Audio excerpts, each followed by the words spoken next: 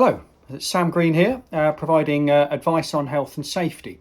So the next 5 or 10 minutes is going to be particularly useful for you if you're thinking about the quite hot weather that we've got coming up. It's July 2022, and just to date this. So if you haven't grabbed a pen, we're just going to run through what the law says, the hazards associated with hot weather. There's probably some more hazards than you might initially think. How can you protect your people from harm? So some really cheap, easy, sometimes free solutions to keeping everybody cool and working, and how to protect your business legally. And that last bit is the really crucial part, making sure you're complying with all the relevant laws. So there is actually no legal maximum temperature.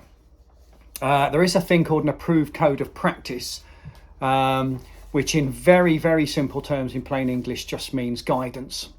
So you really ought to comply with it, but it's not a requirement. That's essentially what we're saying.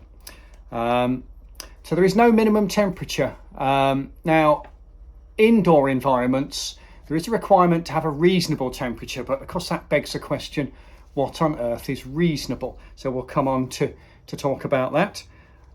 And you must have a thermometer. So different people experience temperature very differently. So larger people, for example, will tend to feel warmer. People with more muscle mass will tend to feel warmer, and the counter is true.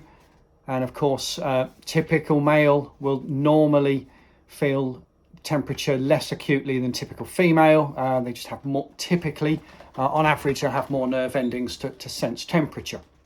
But of course, there's a huge range of us and we all feel different. So to get an objective measure of temperature is a legal requirement to have a thermometer in the workplace.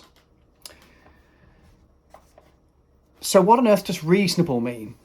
One of the reasons health and safety is so tricky is about 85% of all health and safety law has this reasonableness built in.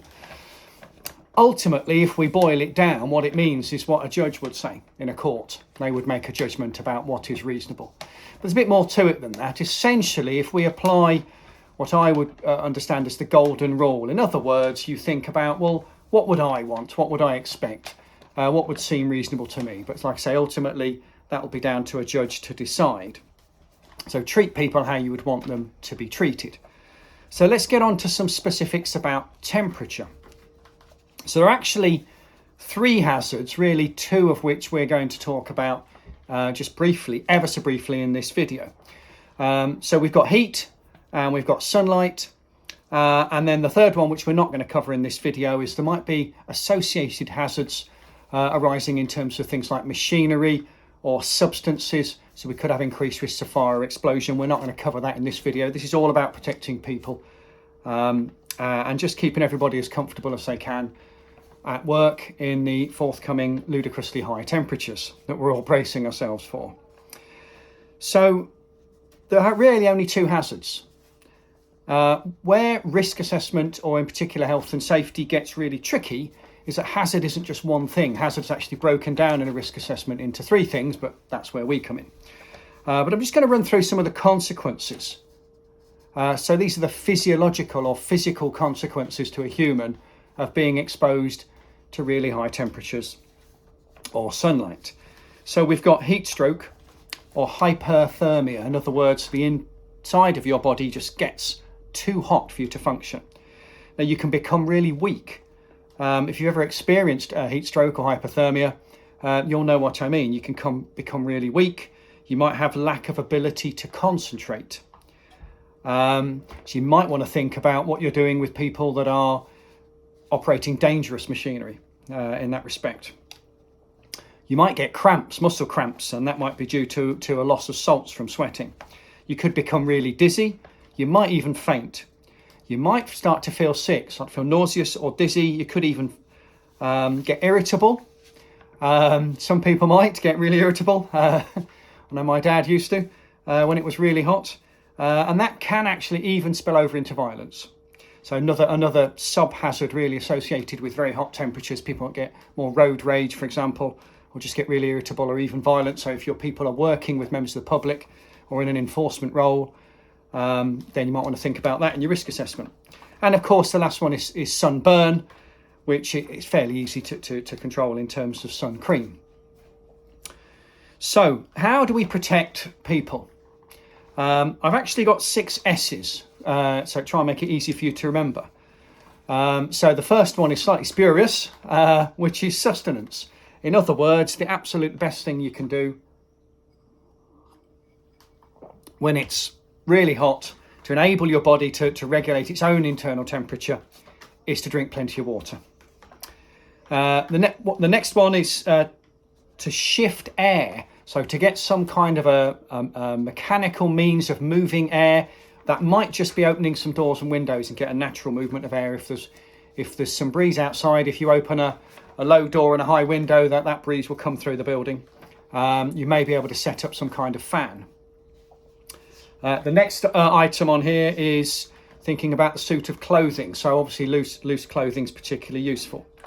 Number 4 on the list is what the Spanish might call a siesta, but I'm just going to call it stop work. So you might want to choose to stop work for sort of 1, 2, maybe up to 4 hours. So the hottest period of the day is usually after 11 and up until about 3, 4 o'clock. The next one is to find some shade. Now that can be just natural shade, or you might put up some physical barriers on the inside of windows just to stop the sunlight streaming through. And then the very last one, which is our body's own best way of keeping cool, is sweat, or you can help that along by maybe having a spray of cool water, or even a shower if you've got showers at work. So that really just brings me on to the very last thing we said we'd cover, which is how do you protect your business? You absolutely must, and this is a specific legal requirement, have a risk assessment. And that risk assessment needs to set out those hazards associated with hot temperature, needs to set out the control measures, and you need to have briefed that risk assessment out.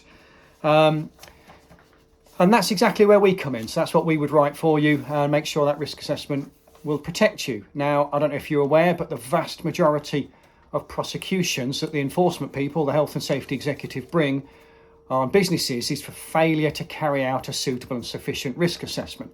If you don't have one, you won't be able to defend a claim. If somebody claims for damages, for loss or harm.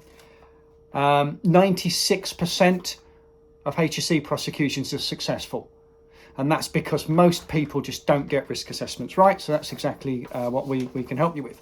So I hope you found that video useful. Please like and share this video along with others that you think might find it useful information. If you want more advice or you want some help in getting a risk assessment together, please send us an email over to inquiry@greensconsultancy.co.uk.